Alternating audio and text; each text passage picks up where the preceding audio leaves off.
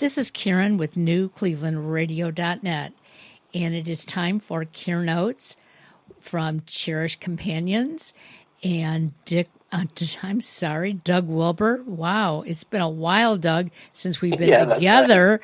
But I am so glad that Cheirshed Companions is back and that we're going to be doing a number of podcasts that are going to help the community.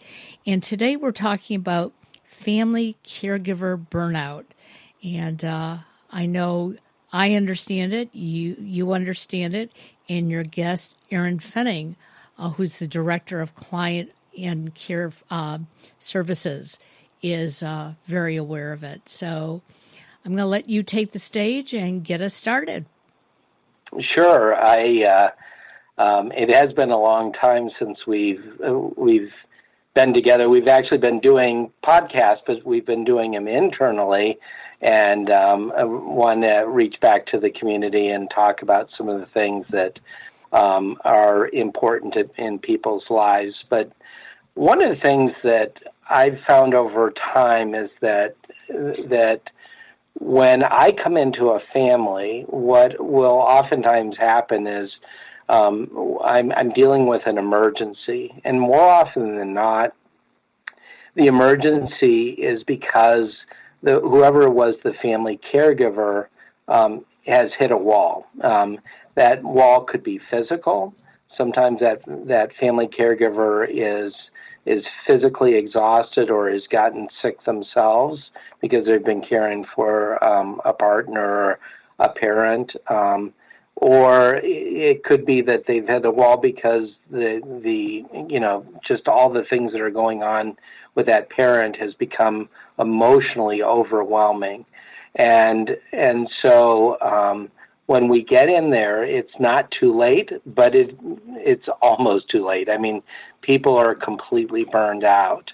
And one of the things that I want to talk about is that whole idea of family caregiver stress, because what people don't understand is when people end up taking care of another person, they're not only taking care of themselves, but they're taking care of that other person. And when you're older, it is really difficult to take care of yourself, let alone having the responsibility of taking care of another person. And so, there's a lot of things, like it's better to be proactive, but oftentimes people aren't. But I would like to talk about sort of experiences, experiences that we've all had in caring for our parents, mm-hmm. and what that really means. Erin, I know, you had the unfortunate situation of caring for a father, but you had to do that really at a younger age than would be normal, and I'm sure you experienced that burnout. Yeah, thank you, Doug, for having me on today, because it's a special thing in my heart, being a care provider for many, many years and actually helping to care for my dad, which was an emergency situation. And what happened is an emergency. He was in a bad car accident, and all of a sudden, we're faced with decisions that we really didn't have the answers to. And several of us are in the medical field, and it's almost like everything came to a screeching halt. We didn't know what to do anymore. Even though we've done this for a living, we didn't know how to make decisions for him in that emergency situation. And luckily for us, we had a lot of support. And a lot of times we're finding people don't always have the support they need, or they don't have people helping them make decisions. And there's so much information out there now. You go to Google something and just comes at you, and all of a sudden you're inundated with information and nobody can make a decision. But luckily, again, having a lot of support, and I think that's where a company like us, Cheirshed Companions, and our client care managers come in and not only find staff and people to help you, but help your loved one or the client, but actually help the family, actually manage the care of the entire family. And what I find when I go out and assess people, or even with our own situation, we didn't even know what we needed until right. someone asked it or brought it to our attention. And again, being a healthcare provider for 20 years, I helped people realize what they need. And in my emergency situation, I was at a complete loss. And we are finding that people nowadays, this sandwich generation, caring for their loved ones and their children, we operate in complete crisis mode. It's just like barely staying above water. So decisions are not always, made with sound mind. Well, at that time, you actually gave me a call and, said, hey, this is what we're dealing with my dad. And, I was more than glad to help and to try to, give what thoughts or ideas that I had at the time. But it's interesting because even those that are really skilled in the area find it overwhelming and quickly overwhelming because what happens is you have a lot of decisions, I'm sure, hitting you all at once. And, what do I do? Where do we go? Yes, you're right. And we needed someone to help manage us. And all of a sudden there's 5 people making decisions, four daughters and a mother, everybody fighting amongst themselves kind of thing. And, it's hard because the social workers at the hospitals don't often have time to truly sit down and explain to you. And shifts are changing and nurses are changing. And let's face it, hospitals, facilities are all understaffed at this point, and there was no one to provide the 100% right direction that we truly needed. Well, is there really a 100%, way of doing it? Because, Erin, it sounds like we're all a little different. It was your family, but your mom was there, okay? And your mom probably felt that she should be taking control. Am I wrong? Yes, she didn't want anything to do with the decision-making process. So it was myself and my sister that's a nurse, so it was... Oh, she wanted to defer. Okay. Yeah, she did not want, she deferred everything. Because sometimes I see it in the opposite direction when, a spouse is there. It's like, I know better than my kids, no matter how old my kids are. And so that I wondered, how that played into it. But your mom did defer to you. So that had to have been difficult, too, because now you were truly the caregiver of not just your dad, but of your mother as well. Yes, absolutely. Absolutely. And I do find that a lot of times when I go into homes and meet with a husband or a wife of the potential client that they almost want their kids to jump in and save the day and tell them what to do, or they don't necessarily know what question to ask or what they need. We're living longer and longer, and our comorbidities are more and more, and it's sometimes just hard, and it's sometimes hard to know that it is what it is, and it's okay. We're in the world of everything needs to be fixed, or we need to change something or do something else or try something new. And sometimes it's okay to be whatever's going on in the disease process that you have. Yeah, I kind of find that there are 2 groups of people that, as far as with the spouses, if a spouse is involved, the first is one who wants to control everything. This is my husband, or this is my wife. And so there is this real sense of control. And then there are the deferrers, and those are someone who, because, say, in your case, you and your sister were both had expertise in this area, that willingness to rely and kind of pass on some of that responsibility because of the fact that it becomes so overwhelming for her. That in that case, she really deferred to your expertise. But as a kid, or a child of that person, you're not used to being in that role. No, it was very, very different. And again, I absolutely lost all the skills that I had learned over the past 20 years before that, and I didn't know where to start. I didn't know where to start. And again, I'd known Doug for the 10 years before that, and I called him kind of saying, who do I call? Who do we refer to? Who do we like? I didn't remember who we used for this again. Yeah, that's right. Yeah. Well, when you look up the information on, what you should do for your caregiver burnout, one of the things it says is ask for help. And that's something that a lot of us just aren't comfortable doing. We don't know how to ask for help, because if we ask for it, then it's, well, what do you want? And sometimes we're saying, I don't know what I want, other than I want you to take care of it for me, or I want you to lead me in the right direction. And I know that's how I felt when I was taking care of my mom. My one brother was always, doing all these extra special things for my mom. And my mother made me feel, before she got ill, that, he's the take charge person. But as soon as she got ill, he turned to me. He said, I'll be here, but you need to take care of her. And it was like, what do you mean? I mean, you're the one who, has taken her to the doctor. You're the one who's taken her to the grocery store. You've done all these things with her. I've just, come and visit and, take her out to dinner. And he just looked at me and he said, I can't do it. And I saw he was frozen. And I just jumped into a role. But sadly, I did not have people who even guided me. And that was very, very difficult. Each day I had to figure it out on my own. And too bad I didn't know you at the time, Doug, because I probably would have called you and said, hey, what do I do next? But as the director of client care services, Erin, what would you tell somebody in that situation? Like, now I'm in charge, but I don't know how to be in charge.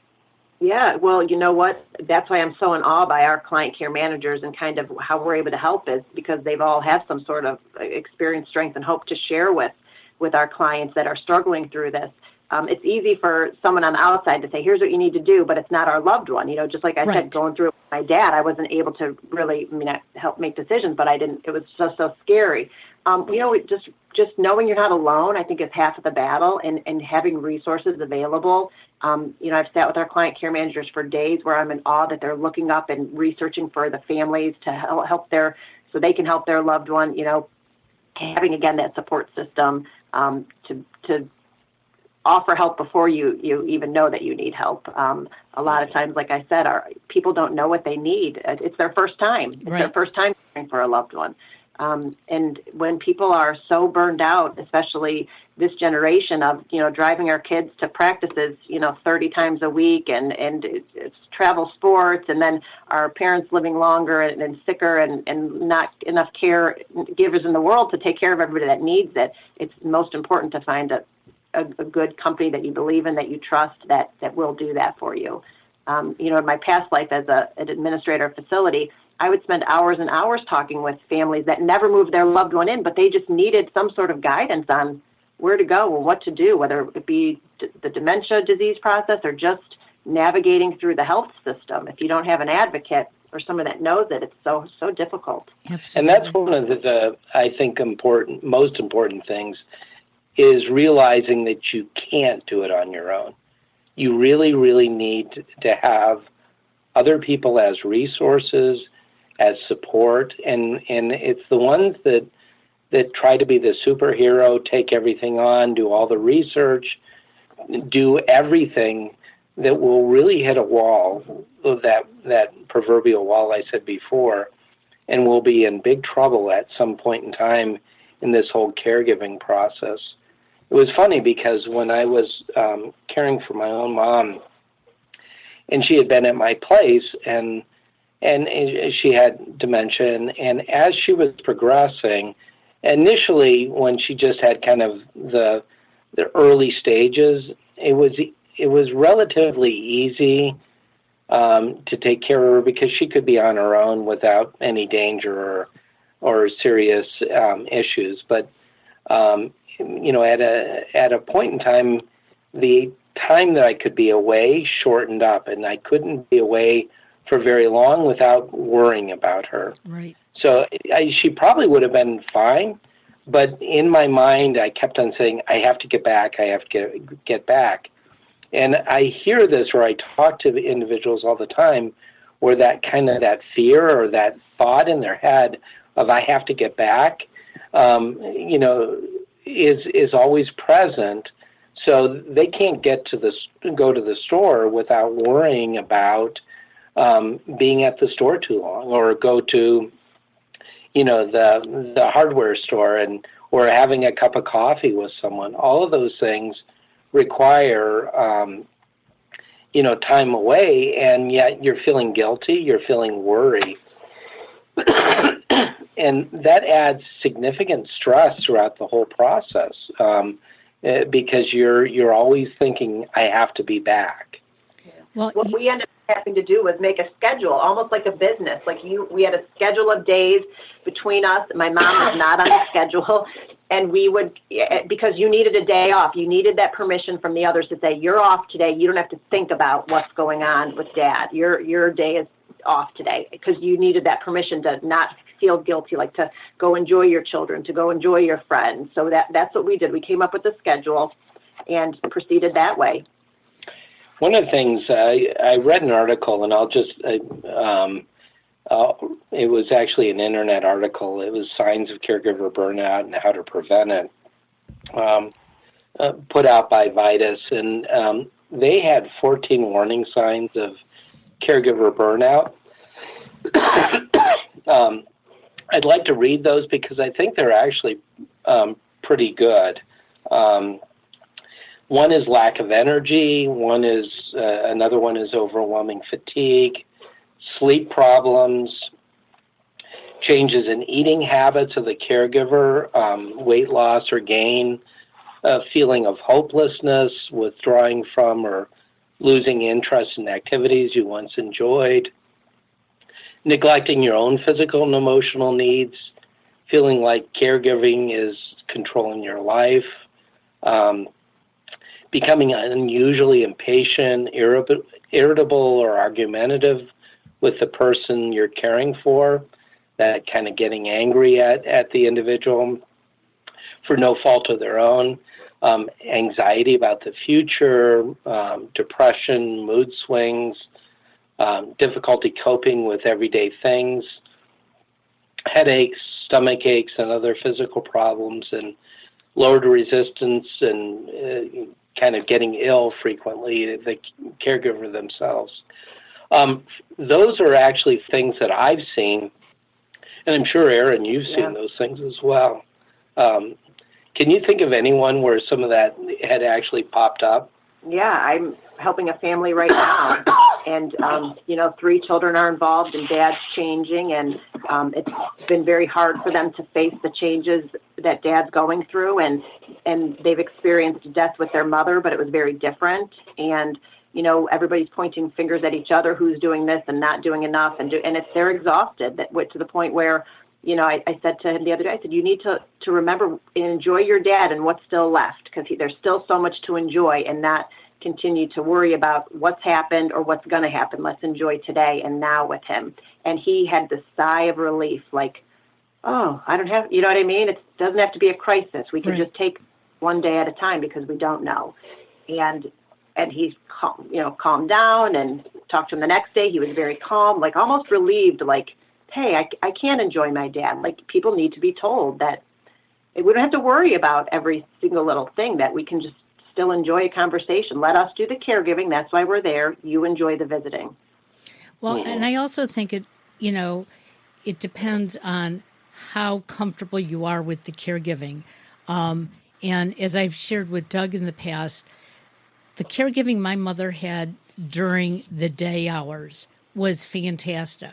I felt I could go take a break. I could go out to lunch if I needed to. I could take a walk. I could take a nap. I could do anything I wanted during the day. But then we had a whole different crew that would come in the evening, and we just started running into problems with the evening crew right in the beginning. And that's when I became very overwhelmed, because there was nobody to call in the middle of the night. And I wanted to enjoy whatever time, like you said, with my mom. And if she was awake at night, I wanted to enjoy that time with her. And I had caregivers looking at me like, why are you keeping her up? Or why are you feeding her? And I would be like, this is my mom.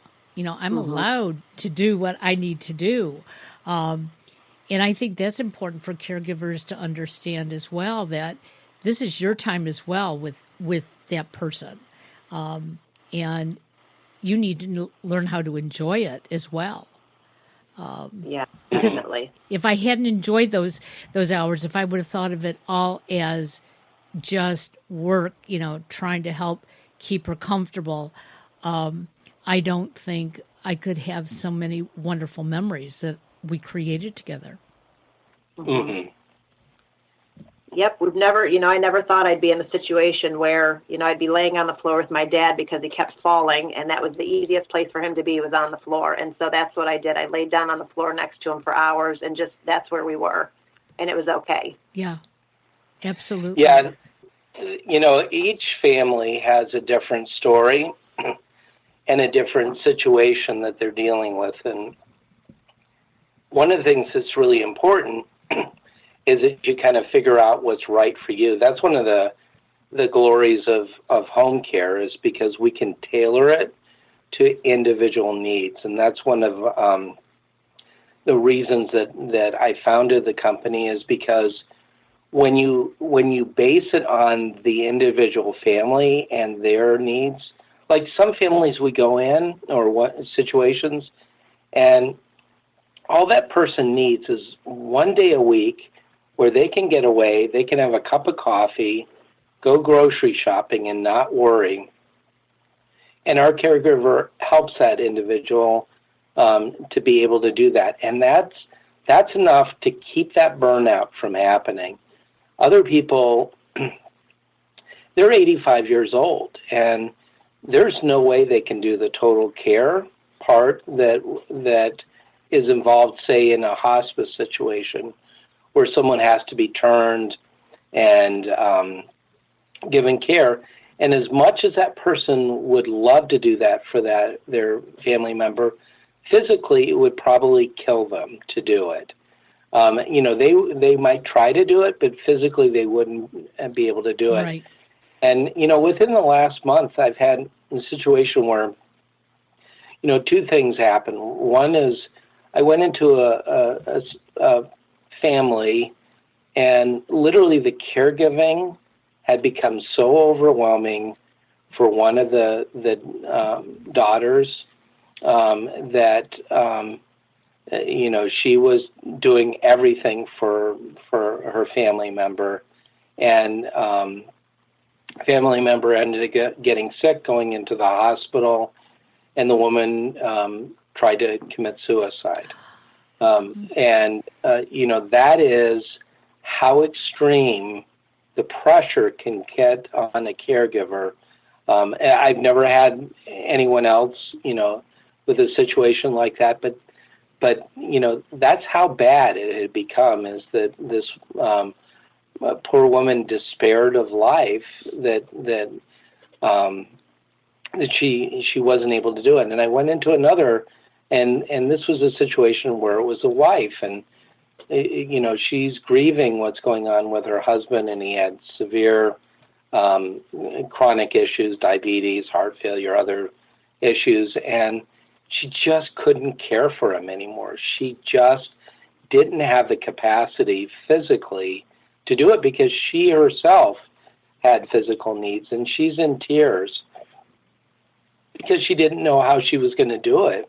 And what we ended up doing with her is, in these situations, and this is where I really believe we excel, is if someone calls us, we're going to try to figure out a solution. We're going to try to figure out how to make one thing or another work for those individuals, so that the person is getting the care that they need, and that the caregiver is not overwhelmed with the situation. And Erin is wonderful with talking with people. This is, and our care managers are wonderful. Actually, literally everyone in the company is wonderful at doing it. If someone calls into the office, they're going to end up having someone who is going to try to help them in this process and help to figure things out, whether that is, something over the phone where they're just getting some advice or information to help them think it through, or having me or Erin or come out to have a conversation to try to figure out how to make life work in this setting, and that's I think one of our great advantages as a company. Well, one of the things I've noticed that is so different between you and others that I have worked with in the past is that you really take an interest in the whole family dynamic. Again, I'm going to go back to when my mom was ill and we started looking for caregivers. All they wanted to know about was my mother and her situation. And, when I tried to explain that I was going to be living there and I was going to be, hours away from my family and separated, they didn't care about that. It was, well, tell us what her medical condition is and what she needs. And truthfully, we weren't told exactly what she needed. I thought, the caregiving company would come in and would know. But because they didn't really sit down and talk to all of us, it put a real strain on us. And my brother, like I said, got to the point where he just said, you take care of it. I'll be here if you need me. But he didn't know what to do, and, he was good at writing a check, and that was about it. And I love him dearly, and he would sit with my mother, and he was great with her. But he couldn't even explain to the agencies what my mom needed. You seem to know the questions to ask. Why is that different? Because I think I've learned in life that you have to listen and you have to understand the whole picture. So by nature, I'm an observer. I like to sit back and kind of listen, hear, observe, understand before I talk. Is one of the things. And as individuals within the company, I believe that's what we're trying to instill in others as well. Is seek first to understand. Is a saying that I've used many, many, many times over the years, because what I find is that if you listen, the answers even come. Like as I make recommendations or whatever for how many hours someone needs and the type of things. Really, it's an amazingly simple process, because what I find is if I just ask questions and I talk to people, usually they're the ones who are coming up with the hours and the amount of time and other things. But you have to draw that out. You have to figure out where the problems are. And I've used the analogy, and I probably in another podcast, but of the Dutch boy in the dike, story that I heard as a little kid. But here's this dike and it had a leak, and the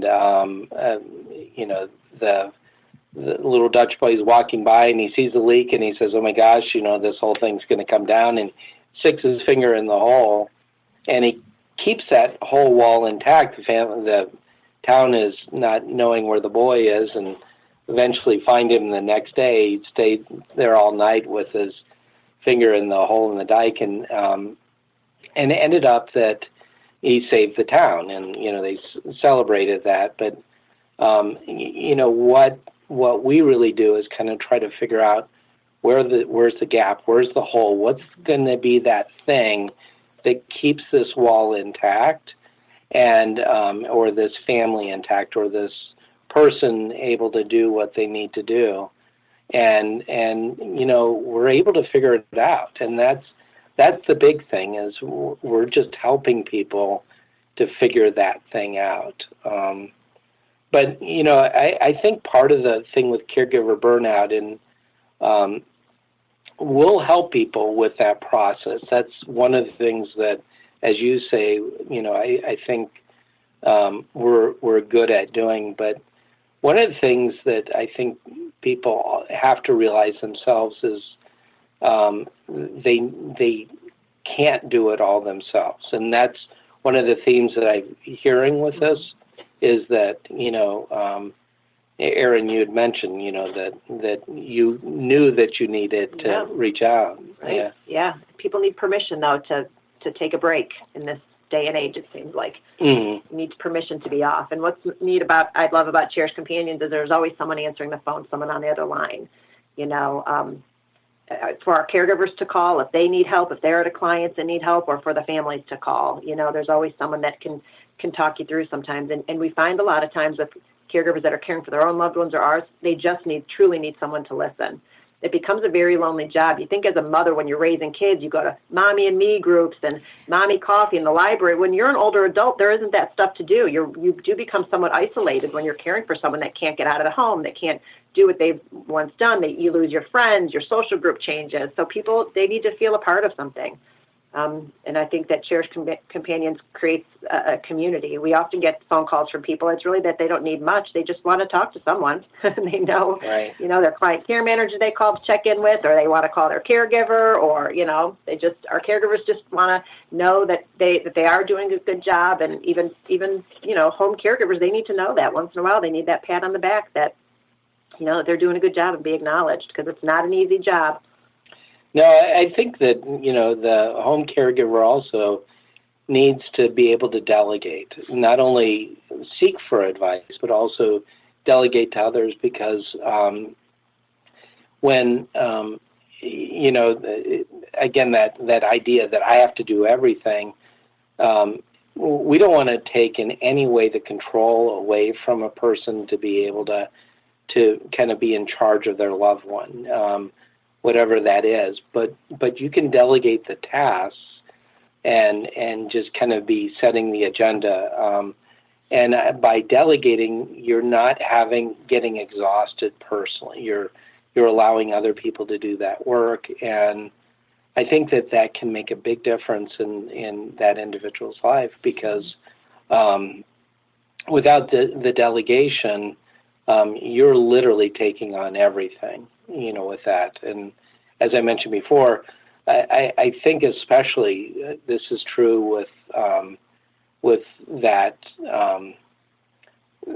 spouse, that older spouse that physically is having their own issues, and now they're trying to do both. They're trying to take care of themselves, which is a full-time job, and take care of someone else, and in many cases it's that faithful wife who has for years taken care of her husband, and all of a sudden now they feel that guilt, and that's another thing, is that whole guilt thing. Did you guys experience guilt at all with? Oh yeah, I did. I mean, I did that. I couldn't make it better for him, and I'd done dementia care for a living, and I could not understand, or I could not rationalize why my dad was doing the things he was doing with the traumatic brain injury, even though I knew that it wasn't his fault, that he couldn't help it. There was still a part of me that was angry that he was having some of the behaviors he was having. And, on my end, I was feeling guilty when my mom went into hospice care, and I was the one that they delegated to give her medication to. And every time, I had to up the morphine, my first reaction was, I'm killing my mother. And it took the last hospice nurse that we had to sit down with me and say, no, you're not. You're making her comfortable. But for 3 weeks, every time I gave her that shot, that was my first impression, because they kept saying, she's going to need more, and then mom's going to fade away. And so every time I gave her a little bit more, that's all I could think about. I was the one that was causing it. And I love the fact that you guys have that call-in system, because truthfully, if I had been connected to Cherished Companions, I probably would have called and said, what am I doing? And somebody could have talked me down off the ledge. But once this one nurse finally did, it was like 3 days before my mom passed, that whole relief just came over me, because she kept saying, if you're not giving it to her, she's going to be in pain. Do you want to sit there while she's in pain? And I kept saying no. And she said, well, then you're doing the right thing. But again, it's the right people to communicate with. Right. And that's that kind of, you can't do this alone. No, you can't. And Erin mentioned before about even with her family delegating so people had specific days. And, and people have to look at it like it's a job as far as doing that, taking care of. But if you have one person and they're trying to do everything, it's amazingly difficult.